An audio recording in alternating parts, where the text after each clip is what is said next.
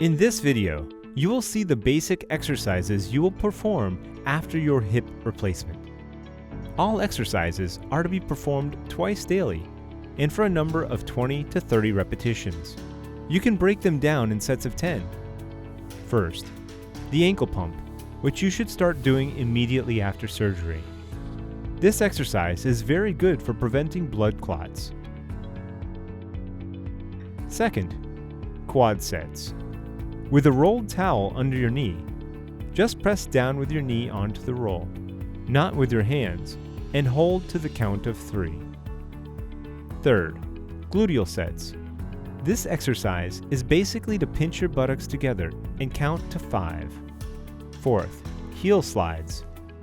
This exercise may be performed in a recliner or in your bed.